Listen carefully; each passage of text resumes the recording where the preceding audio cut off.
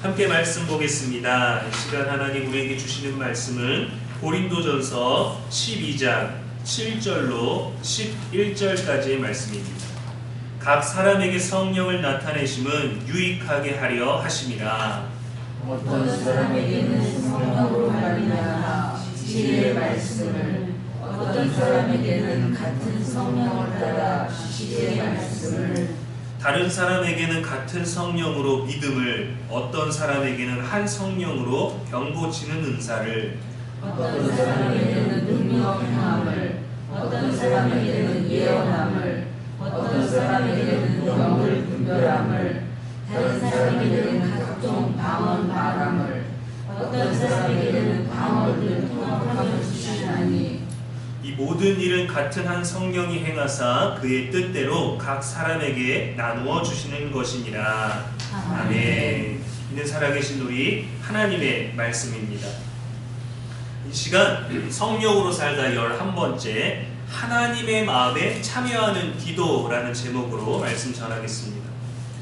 기도할 때 여러분 이런 의문이나 질문 생각해 보신 적 있으시죠? 하나님은 이미 모든 것들을 아시고 작정하셨다면, 계획하셨다면 과연 우리의 기도가 의미가 있을까? 내가 원하는 걸 기도하고 내가 바라는 걸 구해도 결국 하나님의 뜻대로 그대로 될 거라면 내 소원을 간절하게 기도할 필요가 있나 하고 말이죠. 우리는 이렇게 결론을 내립니다. 믿고 맡겨야지. 내 뜻과 달라도 순종해야지. 하나님의 뜻대로 되어야지. 누군가는 이렇게 말합니다. 그래도 좀 알고 기도해야 되지 않을까? 도대체 하나님의 뜻이 뭔지도 모르겠는데 뭔가는 깨닫고 이해하고 가야 되지 않을까 하고 말이죠. 우리는 이렇게 믿음과 지식 사이에서 고민하게 됩니다. 오늘도 말씀에 보면은 믿음과 지식 사이에 분명한 구분이 있음을 발견할 수 있어요. 어떤 사람에게는 성령을 따라 지식의 말씀을, 다른 사람에게는 같은 성령으로 믿음을 이라고 되어 있죠. 어떤 이에게는 지식을, 어떤 이에게는 믿음을 주신다고 했어요. 믿음과 지식은 서로 다른 은사이지만 같은 성령께로부터 옵니다. 믿음과 지식은 분리되지는 않지만 분명한 차이가 있어요. 믿음은 신뢰의 작용입니다. 어린아이와 같이 순수한 믿음을 가진 사람은 지식이 없어도 믿음이 크게 자랄 수 있어요. 하나님 말씀이다 라는 것 때문에 그 자체만으로도 설명되지 않고 이해가 되지 않더라도 그렇습니다, 맞습니다 라고 전적으로 믿는, 받아들이는 신뢰가 있습니다. 저희 아이들이 제게 와서 무언가를 알고 말하든 모르고 말하든 궁금해서 말하든 아빠가 뭐라고 할지 기대하고 말하든 제가 해주는 대답을 그대로 받아들이는 것과 비슷하죠. 내 친구는 그렇게 얘기 안 했는데, 선생님은 그렇게 얘기 안 했는데, 그것에 대해서 부연 설명과 생각을 대해서 얘기를 해주면 아이는 그렇구나 하고 그것을 지식으로, 이해로 받아들입니다. 신뢰가 있기 때문이죠. 지식은 이해의 작용입니다. 성령 안에서 하나님의 뜻과 길을 더 깊이 깨닫고 이해하고 해석할 수 있는 능력이에요. 이 둘은 마치 두 발과 같습니다. 믿음으로 걸어가고 지식으로 방향을 잡고 더 나아갈 수 있는 거예요. 기도에는 이 믿음과 지식의 조화가 필요하죠. 믿음이 없으면 기도의 자리로 나아갈 수 없고, 지식이 없으면 하나님의 뜻이 어디로 흘러가는지 방향을 잡기 어렵기 때문입니다. 삼위일체 하나님, 성부, 성자, 성령께서도 그 사이에 조화로운 기도의 질서가 있어요. 요한복음 11장에 보면 예수님께서 죽은 나사로를 살리시기 전에 이렇게 기도하셨습니다. 아버지여, 내 말을 들으신 것을 감사하나이다. 항상 내 말을 들으시는 줄을 내가 알았나이다. 듣고 감사할 수 있고 다 알기 때문에 기도를 할 수 있는 거죠. 들을까? 듣지 않을 것 같으면 기도할 수가 없잖아요. 이것은 나사로를 살려주세요라는 단순한 청원이 아니라 성부와 성자 사이의 깊은 교제와 신뢰에서 흘러나오는 대화입니다. 관계인 것이죠. 성부는 기도의 대상이 되시고 성자는 기도의 중보자가 되시고 성령은 그 중보를 우리 안에서 기도로 도우시는 겁니다. 로마서 8장 26절에 이와 같이 성령도 우리의 연약함을 도우시나니 우리는 마땅히 기도할 바를 알지 못하나 오직 성령이 말할 수 없는 탄식으로 우리를 위하여 친히 간구하시느니라 했어요. 우리가 말하지 못하는 것을 위해 친히 간구하신다. 어떻게 보면 너무 좋은 거죠. 어떻게 보면은 지금 세상의 AI와 같은 거죠. 뭔가 질문 하나만 던져두면 거기에서 우리가 궁금한 거, 연관된 모든 것들을 알려주는 것처럼 나는 이것밖에 기도하지 않았고 나는 어떻게 기도해야 될지 모를 때 성령은 이미 우리를 위해서 친히 간구하고 계시다라는 거예요. 늘 과거형이고 늘 현재형이고 늘 미래입니다. 시간이 지나는 것 같지만 우리에겐 과거지만 늘 영원 속에 계시기 때문에 늘 우리를 위하여 중보하고 계시는 거고 늘 응답하고 계시는 거예요. 그런데 우리는 이 삼위일체 하나님을 너무 거룩해서 멀리 두고 우리는 우리의 자리에서 그것을 향하여 기도한다고 하지만 오늘 말씀은 이것에 참여하라는 겁니다. 성부, 성자, 성령의 삼위 하나님의 이 교제와 간구에 참여하는 거예요. 기도는 무언가를 요구하는 것이기 전에 이미 작정하신 하나님의 뜻이 우리 삶에 흘러들어오도록 길을 여는 통로입니다. 하나님은 자신의 뜻을 기도를 통해서 이루시기로 작정하셨어요. 그래서 그 교제 속으로 우리를 초대하신 거예요. 에스겔 36장 37절 말씀에 주 여호와께서 이같이 말씀하셨느니라. 이스라엘 족속이 이같이 자기들에게 이루어 주기를 내게 구하여야 할지라 했어요. 이루어 주기를 내게 구하라. 하나님은 뜻을 작정하셨지만 이 일을 행하시고 이룰 것이지만 그 뜻을 기도라는 방식을 통해서 이루기로 하셨습니다. 그분의 마음을 깨닫고 그 뜻에 우리가 동참하는 참여. 타락한 니느웨 성읍을 심판하시고 자비를 베풀기 위해서 요나라는 사람을 세우시고 작정하셨습니다. 그러나 요나는 하나님의 마음과 달랐죠. 요나가 니느웨가 망할 것을 구하는 것이 아니라 망해야 할 도시가 왜 회개의 기회를 얻었는지를 요나가 알아야 되는 거예요. 여기에서 지식이 필요한 겁니다. 노예로 사는 이스라엘 민족을 모세라는 사람을 통해서 이끌어 가기로 작정하셨어요. 기도를 통해서 모세는 그 뜻을 알았고 온유한 그는 하나님과 백성들 사이에 중재를 했는데 모두 하나님께 기도를 통해서 민족의 구원을 위해 쓰임받았죠. 하나님은 우리가 묻기 전에는 알려주시지 않기도 합니다. 서운하죠. 저도 가끔 아이들과 바람을 쐬러 가거나 시간이 남았을 때 나가자라고 합니다. 그럼 아이들이 예 하지 않아요. 어디를 왜 가는지 모르니까. 어디 가는데요? 뭐 하는데요? 뭐 편의점 가는 거예요? 응응스크루 아이스크림 사러 가는 거예요? 뭐 자기들이 기대하는 것 아빠의 의도를 모르니까. 그래서 필요한 게 뭡니까? 대화죠. 저는 알려주지 않아요. 아빠를 믿고 준비하는 걸 보고 알려주죠. 그러다가 나 그냥 집에 있고 싶어요 라고 둘째가 얘기하면 첫째는 고민합니다. 아빠랑 같이 가드려야 되는데 나도 둘째랑 같이 집에 있고 싶고 아빠가 나간 사이에 집에서 놀고 싶은데 뭐라고 답할까 하다가 이 첫째가 대답하는 건 잘 모르겠어요. 아빠가 결정해 주세요 라는 거죠. 그러면 그때 돼서는 이제 아이들이 이렇게 막 와 무조건 갈 거야가 아니라 뭔가 망설이고 있을 때는 이제 아쉬운 마음에 이제 알려줍니다. 아, 차 타고 어디 가서 뭐 먹고 올 거야? 맥도날드 가자고. 예! 하고 그때부터 막 옷을 입죠. 그럼 저 혼자 먼저 옷 입은 상태에서 나가면 애들이 빨리 옷을 입고 막 신발을 집어 던지면서 쫓아옵니다. 이렇게 알고 따라가게 된다면 우리가 더 잘 판단할 수 있을 텐데 하나님은 다 알려주지 않으세요.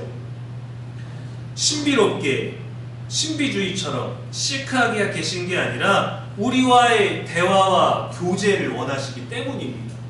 단순하게 우리와 1대1로 소통하는 것을 뛰어넘어서 성부, 성자, 성령께서 나누시는 삼위 하나님의 그 교제로 들어오라는 거예요.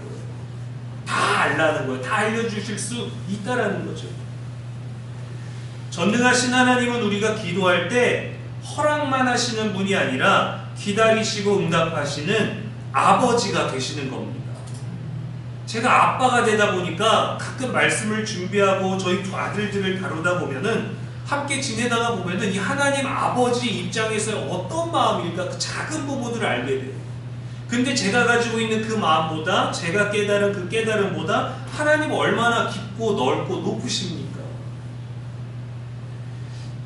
때로는 하나님과 우리 사이의 목적과 방법과 의도의 차이는 늘 있겠지만 기도는 오직 하나님의 그 의지를 알게 되는 믿음과 지식의 통로가 되는 거예요.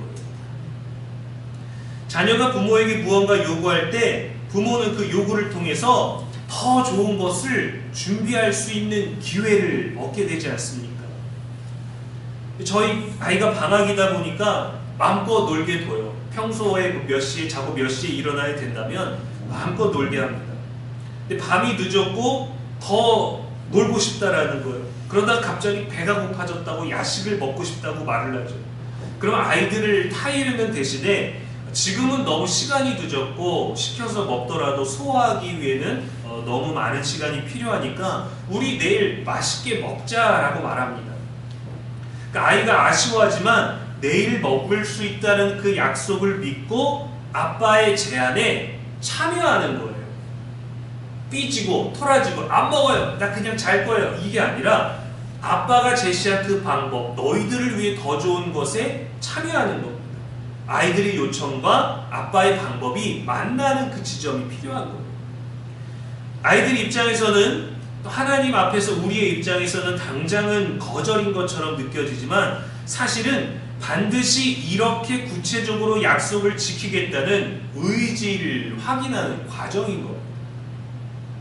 왜 지금은 안 되는지, 그럼 언제 먹을 수 있는지, 막연하게 나중에 먹자라는 말보다 좀 더 구체적인 방법으로 나와 너 어떻게 무엇을 함께 먹을 것인지. 우리 치킨 먹어요. 그래, 치킨 먹자. 그러면 둘째는 양념 먹어요. 첫째는 후라이드 먹어요. 근데 둘이서 반마리밖에 못 먹거든요. 그런 중에 셋이서 대화를 나누는 거죠. 나는 하나님을 갈게. 너는 예수님을 알게. 너는 성령의 역할을 해서 우리가 한번 조율을 해보자. 뭐가 가장 아름다울까? 그러면 둘 다 똑같이 얘기합니다. 아빠가 알아서 시켜주세요. 저는 제가 원하는 게 아니라 아이들에게 더 좋은 것들을 고민하는 게 하나님 아버지의 마음 아니겠습니까? 나를 위한 거라면 아이들과 상의하겠어. 아이들 빨리 재우고 나가서 먹고든 몰래 방에서 먹든지 하겠죠. 기도는 이처럼 하나님을 설득해서 어떻게든 무엇이든 당장 무언가를 얻어내고 이루는 방법이 아니라 하나님의 마음과 질서로 우리가 들어가는 겁니다. 하나님의 뜻에 나를 맞춰가려면 우리 스스로 무언가를 다스려야 되겠죠. 내 감정이든 나의 시간이든 나의 방법이든 참아내고 기다리고 절제하는 우리의 역할이 필요해요. 그렇게 아이는 아빠에 대한 신뢰를, 우리는 하나님 아버지에 대한 신뢰를 쌓아가는 겁니다. 기도는 강자가 약자의 소원을 들어주는 게 아니에요. 많이 가진 자가 없는 자에게 뭔가를 이뤄주고 채워주는 게 아닙니다. 우리가 할 수 있는 애교를 부리고 때를 쓰고 가여운 눈망울로 하면서 부탁을 들어달라고 그렇게 간절하게 뭔가를 던지는 게 아니라 하나님의 마음을 조종하거나 설득하는 게 아니라 그 신뢰의 관계가 이미 삼위일체 하나님이 이뤄놓으신 그 관계 속으로 우리도 들어가는 거예요. 얼마나 놀라운 초청입니까? 근데 우리가 더 깊이 기도하지 못하는 이유들도 있죠. 기도가 형식적으로 반복적으로 되어버렸거나 내 뜻이 더 강해서 그 기도만을 요청하거나 하나님의 뜻은 모르지만 내가 원하는 게 아닐 수 있을 것 같은 두려움, 그런 것이겠죠. 그래서 성령은 우리 안에서 우리가 하지 못하는 기도를 친히 대신 간구하고 계시는 겁니다. 우리는 마땅히 기도할 바를 알지 못하나 오직 성령이 우리를 위하여 친히 간구하시느니라. 솔직히 저도 종종 무엇이 하나님의 뜻인지 모르겠어요. 내 뜻도 어떻게 결정해야 될지 모를 때가 있죠. 하나님이 그래 잘했다, 괜찮다, 그거 해라 이렇게 하실 만한 것일까? 내가 원하는 것과 하나님이 원하는 것이 다르면 어떡하지? 반대면 어떡하지? 하는 갈등이 늘 있습니다. 그 심오한 하나님의 교제 속에서 예수께서는 우리를 위해 어떻게 중보하실까? 우리가 어떤 결정을 내리길 원하실까? 내가 어떤 결정 내리길 원하실까? 정말 모르겠어요. 그런데 하나님은 제가 이것을 선택하느냐 저것을 선택하느냐가 아니라 그 선택을 한 너와 함께 그 길을 가겠다라는 약속을 주시는 거예요. 선과 악의 문제가 아닐 때, 옳고 그름의 문제가 아닐 때, 무엇이 옳은지 그른지 우리가 분별하지 못할 때, 어떤 결론이 될지 알 수 없는 그때에 우리는 흑백 논리 가운데 서게 되지만 하나님은 이 선택을 하면 그 선택에 내가 너와 함께 하겠다라는 약속을 주시는 거죠. 저는 어느 방법이 옳은 겁니까? 그것을 계속 묻고 있지만 하나님, 이 가운데에서 당신은 누구이십니까? 하나님은 나에게 어떤 분이십니까? 라는 그분의 정체성을, 그것을 묻는 그 질문을 붙드는 것이 우리의 믿음인 거죠. 내 삶의 자리에서 내가 원하는 것이 아닌 내가 모를 때 하나님은 이런 상황에서 나에게 어떤 분이십니까를 발견하는 거예요. 그게 우리의 지식이 되는 겁니다. 이 믿음 안에서 하나님을 바라보고 이 지식을 누리게 될 때 우리는 이것이 결합한 더 큰 믿음으로 나아갈 수 있어요. 우리의 믿음도 우리의 지식도 균형 있는 영적 대답을 찾기란 어려운 일입니다. 그래서 우리를 위하여 성령이 친히 간구하고 계시는 거죠. 지식은 탐구하게 하고 믿음은 신뢰하게 합니다. 지식과 믿음은 서로를 완성시켜 주는 거예요. 그러나 이해할 수 없는 하나님의 신비로운 그 영역으로 다가갈 때 우리의 지식보다는 믿음이 먼저여야 합니다. 그래서 하나님 그것을 선물로 주신 거예요. 하나님이 말씀하셨기에 나는 믿습니다라는 순수하고 단순한 믿음이 앞선 그 후에 그 말씀이 이렇게 완전하고 아름답다라는 것을 알기에 나는 주님을 더 신뢰합니다 라는 단계로 지식의 기쁨으로 이어지는 거죠. 예레미야 33장 2절에 일을 행하시는 여호와, 그것을 성취하시는 여호와, 만드시는 여호와, 그의 이름을 더 알게 됩니다. 하나님은 나에게 누구이십니까? 내 이런 상황 속에서 주님 이렇게 해주십시오가 아니라 그 하나님은 대체 나에게 어떤 분이신지 그분을 발견하게 되는 거죠. 그럼 우리는 어떤 마음으로 기도해야 될까요? 로마서 11장 33절에 깊도다 하나님의 지혜와 지식의 풍성함이요 그의 판단은 헤아리지 못할 것이며 그의 길은 찾지 못할 것이로다. 어려운 말을 했어요. 우리의 힘으로는 우리가 원하는 그 기도, 말씀이 제안한 그 기도를 찾기가, 도달하기가 어려워요. 그러나 이해하지 못해도 믿음으로 시작해야 됩니다. 납득이 안 돼도 하나님이 선하신 분이라는 것을 붙잡아야 돼요. 믿음으로 들어가고 지식으로 깊이 알아가고 다시 더 깊은 믿음으로 하나님을 신뢰하는 과정이 바로 기도입니다. 이 깊고 이 진지한 대화들을 나눌 때 유대인들에게서 배우게 되는 아주 산뜻하고 창의적인 그런 지혜를 나누는 방법이 뭐냐면 식사 중에 대화를 나누면서 질문을 던지고 답을 함께 고민하는 거예요.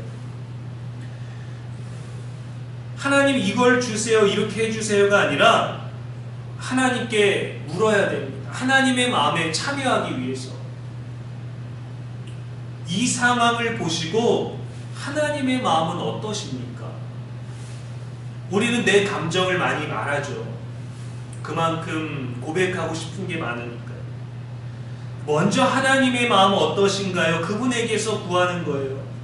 우리의 작은 이 공감으로 출발해서 순종으로 가게 해야 합니다. 왜냐하면 우리가 가장 지혜롭고 옳고 선한 선택을 하기 위해서 하나님께 묻는 거잖아요. 하나님의 방법을 묻는 거잖아요. 난 무조건 이 길을 갈 테니까 그렇게 해주십시오가 아니에요. 나는 어떤 길을 선택하기도 전에 하나님은 어떻게 생각하십니까를 묻는 거예요. 또 내 감정을 숨기지 않는 기도가 되어야 됩니다. 시편 기자의 기도를 보면 기쁨, 분노, 슬픔, 절망 모든 감정을 하나님께 드리는 것으로 하나님의 마음에 참여했습니다. 내 마음을 하나님이 알아주시기를 원하고 내가 이런 감정을 느낄 때 하나님 보십시오. 분노하는 것이 마땅치 않겠습니까? 하나님 정의가 살아야 되지 않겠습니까? 라고 하나님의 그 옳으신 방법을 내게 적용하듯이 우리의 느끼는 감정들도 하나님께서 느끼실 것을 믿고 모든 감정을 솔직하게 꺼내야 돼요. 근데 때로는 우리가 불리한, 우리가 잘못한 것들을 회개로 내어놓기도 하지만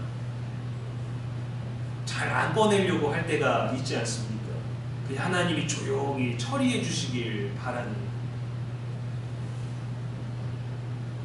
하나님께만이라도 모두 꺼내놔야 돼요. 우리가 마음이 답답할 때, 뭘 실수했는데 말할 기회를 놓쳤을 때, 그것을 말하지 못한 상태로 있을 때는 또 다른 말로 그것이 새나가지 못하게 해야 되지 않겠어요? 그러나 어떤 경로로든 불편하게 부담스럽게 그것이 드러났다면 홀가분한 경험을 느껴본 적이 있지 않습니까? 내 감정을 다 들여서 하나님 마음에 참여하는 거예요. 그리고 말씀을 붙들고 기도해야 됩니다. 말씀이 곧 하나님의 마음이에요. 하나님의 뜻이고 하나님의 계획입니다. 말씀을 붙들 때 그분의 생각, 약속, 그 안으로 우리가 깊이 들어갈 수 있게 되는 것이죠. 마지막으로 이웃을 품는 기도여야 합니다. 기도는 반드시 소원 성취 목적이 아니라 사람을 품어야 돼요. 하나님의 마음은 언제나 누군가를 향해 있습니다. 그분은 일을 이루시기 위해서 사람을 늘 택하시고 사람을 택하셔서 늘 일을 이루시거든요. 하나님의 목적은 우리의 존재에 있어요. 우리의 기도에 다른 사람이 포함될 때 우리는 하나님의 마음의 넓이에 참여하게 됩니다. 우리의 소원, 우리의 감정의 기도를 더 넓게 하는 건 다른 사람의 감정과 상황까지도 헤아리는 기도인 거예요. 기도는 하나님의 마음을 바꾸는 것이기보다 나를 하나님의 마음으로 들어가게 하는 겁니다. 기도는 전능하신 하나님과 대등하게 거래하는 게 아니에요. 그분은 이미 우리를 알고 계시고 기도를 통해 우리에게서 열어가기를 원하십니다. 하나님의 일하심의 출발이 있는 곳에서 시작하실 때 하나님 혼자 가셔서 그 현장에서 모든 일들을 해결하실 수 있고 다 이루실 수 있으시지만 하나님은 반드시 한 사람의 인생과 아픔과 감정과 그 모든 것들을 통해서 가시는 거예요. 그 일을 갈 때 반드시 경유하는, 그것이 바로 저와 여러분 아니겠습니까? 응답하시는 성부와 간구하시는 성자와 도우시는 성령의 연결에 우리는 늘 초대받고 있는 겁니다. 이 시간 그 위대한 교제에 믿음으로 들어가서 지식으로 그분의 뜻을 더 깊이 깨달을 수 있기를 소망합니다. 그리고 순수하기만 했던 믿음보다, 너무도 이성적이고 지식으로 이해하려고 했던 그 믿음보다, 그 이해보다 더 깊고 강한 믿음으로 하나님의 일하심에 더 적극적으로 참여할 수 있는 저와 여러분 되기를 주님의 이름으로 축복합니다. 기도하겠습니다.